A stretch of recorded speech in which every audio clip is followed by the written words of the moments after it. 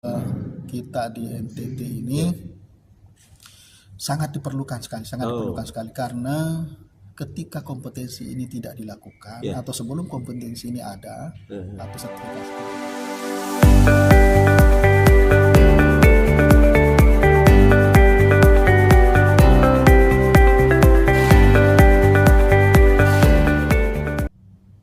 Baik para pemirsa sekalian, dimanapun berada, Assalamualaikum warahmatullahi wabarakatuh. Waalaikumsalam warahmatullahi wabarakatuh. Alhamdulillahirrabbilalamin. Tentunya kita senantiasa mensyukuri nikmat Allah Subhanahu wa Ta'ala, karena kita selalu diberi kesempatan baik secara lahir maupun secara batin, dan tentunya begitu banyak nikmat ya, sehingga kita tetap beraktivitas. Tentu saja aktivitas kita ya tentu sesuai dengan profesi kita masing-masing setiap harinya. Terima kasih saudaraku semua yang kerap menonton channel YouTube kita ini, Mr. Koronis, komunikasi romantis dan humanis. Baik para pemirsa sekalian dimanapun berada, saya tentunya menyampaikan ucapan terima kasih apresiasi yang setinggi-tingginya kepada para pemirsa sekalian. Apakah yang sementara berada di dalam negeri atau di luar negeri, karena ini kita punya saudara-saudara banyak juga di luar negeri yang selalu menonton channel YouTube kita ini.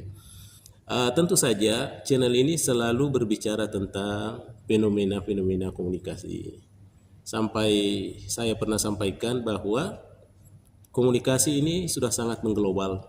Hampir lagi tidak ada batas-batasnya tentang bagaimana berkomunikasi, karena begitu cepatnya ya perkembangan teknologi informasi dan komunikasi. Baik para pemirsa sekalian, pada kesempatan ini hadir narasumber kita ini di Makassar.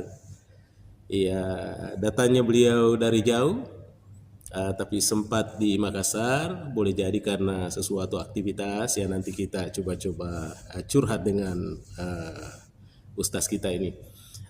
Baik, saya perkenalkan, nama beliau adalah Bapak Haji Muhammad Nur Nazli SAG. Iya, beliau adalah termasuk sosok aktivis ya di Majelis Ulama Indonesia ya, Pak Haji.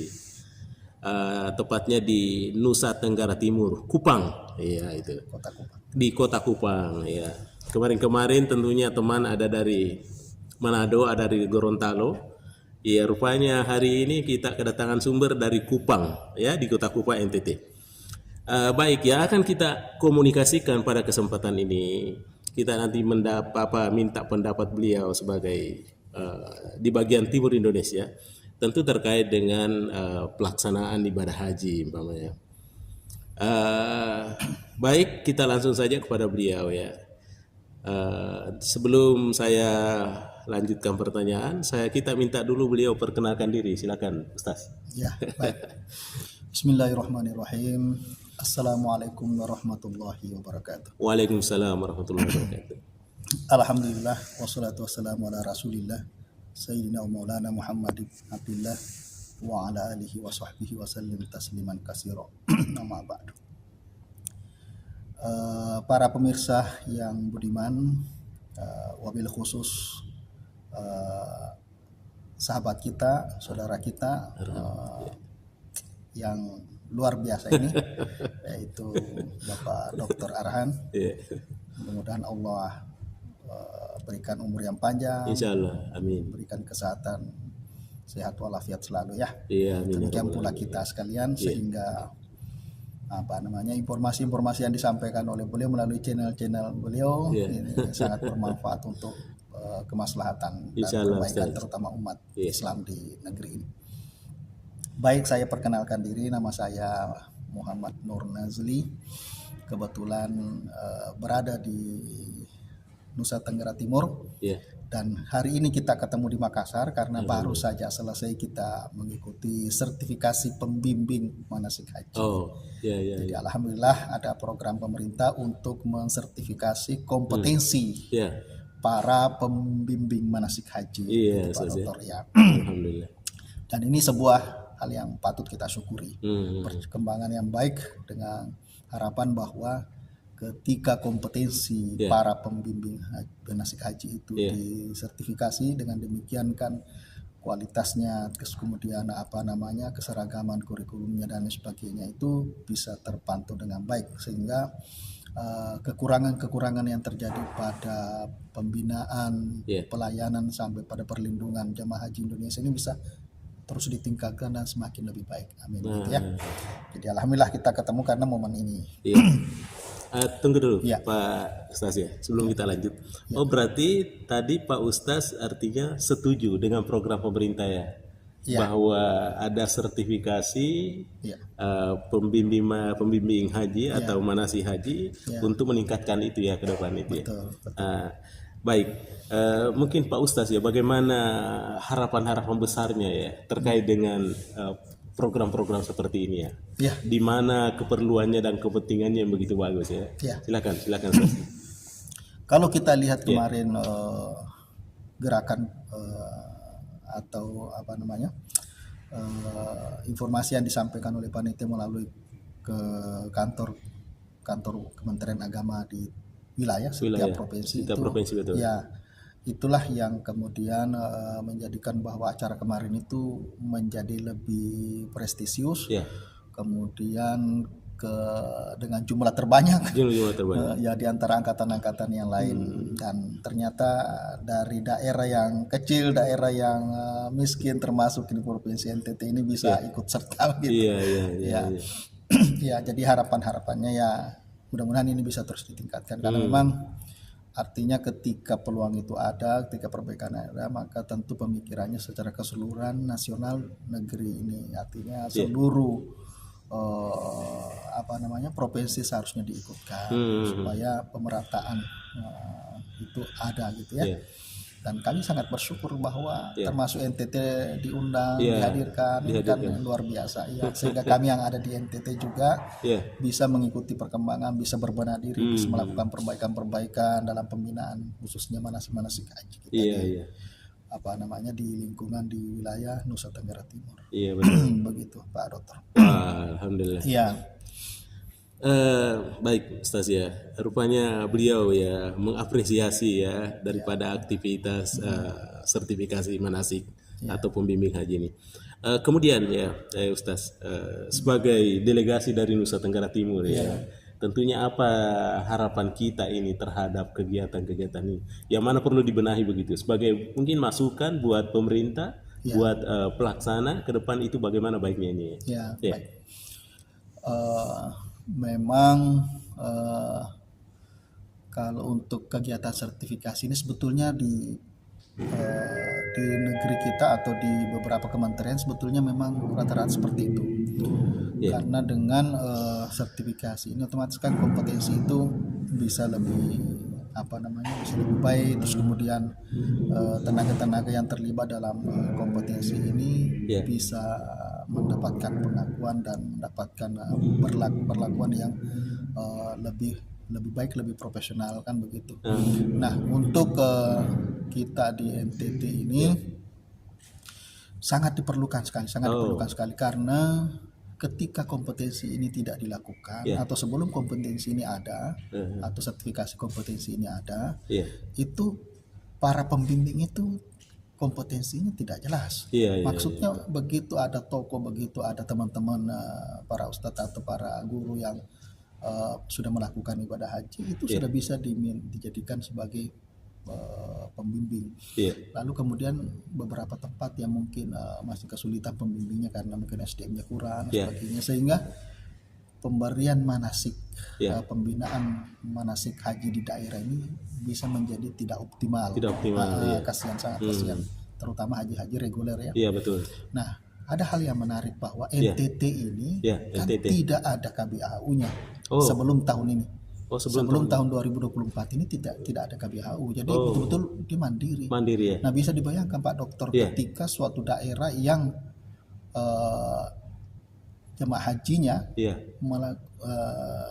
melakukan melaksanakan ini ibadah haji ini secara mandiri. Tapi tidak dibekali dengan kemampuan berhaji manasik yang pemahaman manasik yang optimal. itu jadinya apa? Tentu akan banyak sekali persoalan-persoalan teknis yang terjadi. Banyak kejadian-kejadian yang sebetulnya memprihatinkan kita. Artinya kan seharusnya seandainya pembinaan itu bagus dan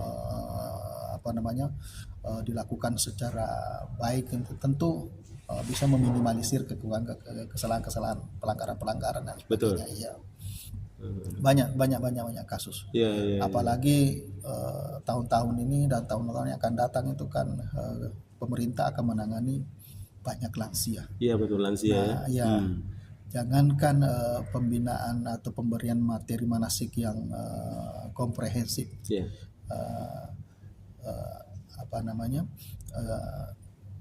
Tentu kondisi dari lansia ini sangat beragam. Sehingga tidak cukup hanya dengan bekal manasik yang baik. Karena belum kondisinya, terus belum kondisi yang uzur, belum kondisi sakit, kesehatan segala macam, banyak persoalan yang dihadapi ketika mengawal ini haji lansia ini, jemaah haji lansia ini. Nah, kalau manasiknya bagus, pembimbingnya bagus, otomatis kan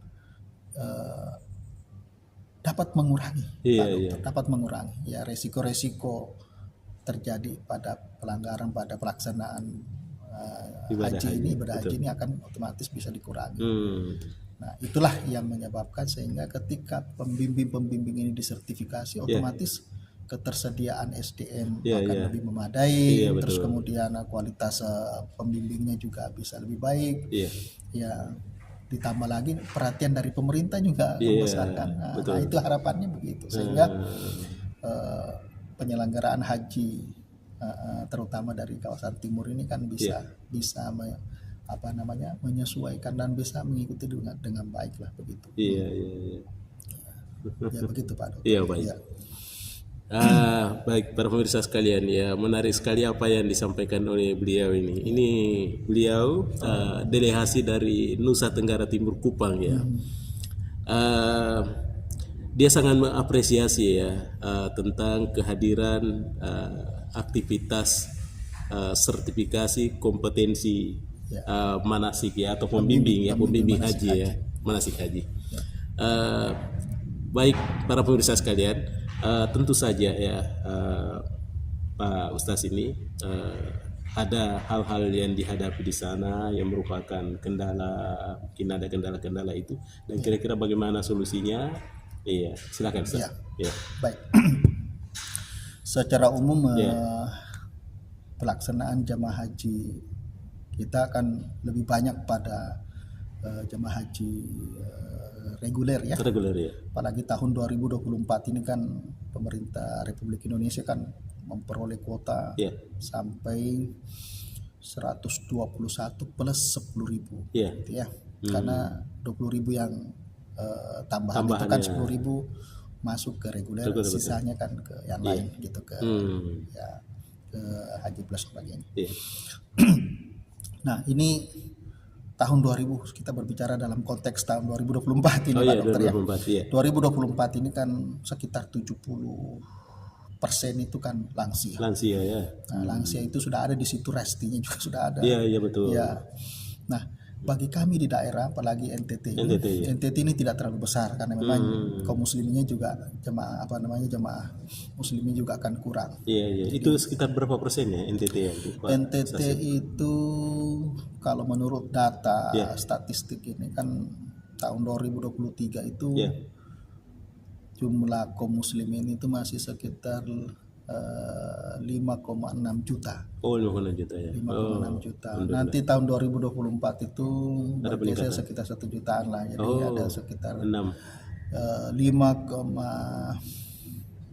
masih koma ini belum naik ini. Masih 5,7 lah, sekitar 5,7 Alhamdulillah. juta Nah, dari penduduk 5,7 juta itu muslimnya hanya sekitar 9%. Berarti sekitar 500 ribuan. 500 ribuan.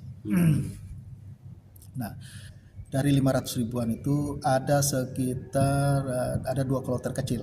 Jadi ya, sekitar 500-an jamaah.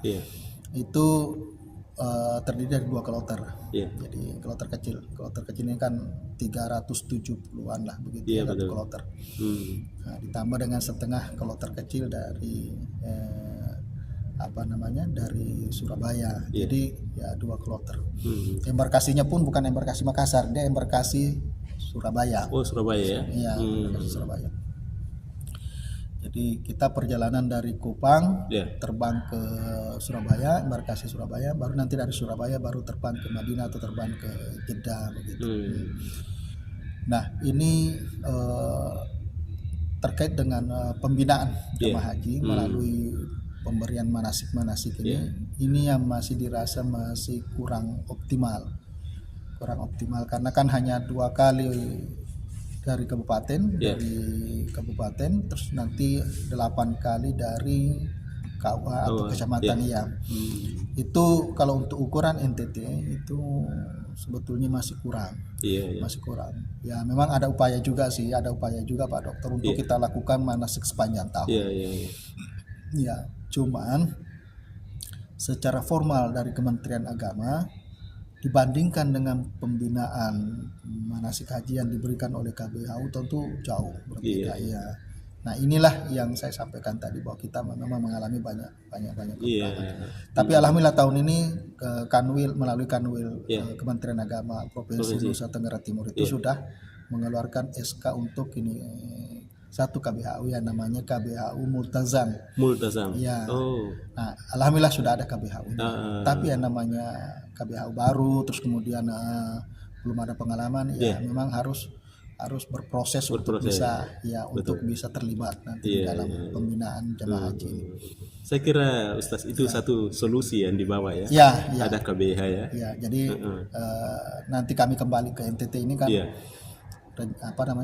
sedapat mungkin kami berusaha untuk menghidupkan satu KBHU yang produk NTT ini sehingga bisa memaksimalkan pembinaan jemaah, bisa memaksimalkan pelayanan terutama dari tanah air begitu.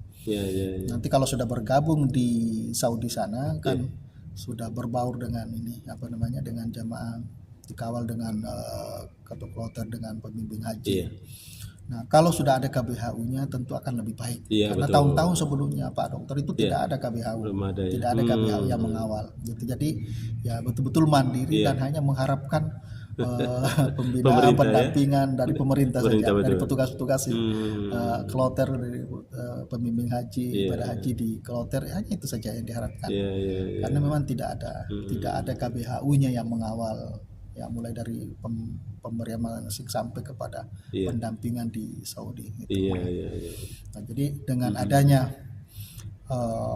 sertifikasi kompetensi ini maka terbuka harapan bahwa kita di NTT pun juga akan nanti memiliki KBHU, memiliki pembinaan yang lebih baik, pemberian materi yang manasik yang cukup baik dan bisa mengikuti perkembangan yang ada dalam hal pembinaan manasik haji. Sehingga jemaah hajinya juga insya Allah ke depan bisa semakin lebih berkualitas. Betul. Ya, dalam rangka sama-sama kita meraih haji yang mabrur insya Allah. Wah, para pemirsa sekalian. Baik Ustaz, ini terima kasih banyak ini ya sudah memberikan pencerahan yang begitu baik ya. Ini informasinya kan menarik ini ya, variatif ya, karena ini beliau adalah dari Nusa Tenggara Timur, Kota Kupang. Bayangkan tahun-tahun sebelumnya di Kota Kupang ternyata belum ada KBIH ya, kelompok bimbing ibadah haji, KBIHU ya, kelompok bimbing ibadah haji dan umrah ya, Ustaz. Nanti tahun 2024 ini baru hadir satu KBIHU itu artinya bahwa insya Allah ke depan tentu saudara-saudara kita yang akan menyelenggarakannya akan melaksanakan ibadah haji dan umrah dari Nusa Tenggara Timur di Kota Kupang ya dengan KBIHU Multazam ya. Betul. Wah itu insya Allah. Iya, baik para pemirsa sekalian, inilah bincang-bincang kita dengan Bapak Haji Muhammad Nur Nazli SAG. Sebagaimana yang saya sampaikan bahwa beliau adalah salah satu aktivis dari Majelis Ulama Indonesia di Kota Kupang ya, Nusa Tenggara Timur.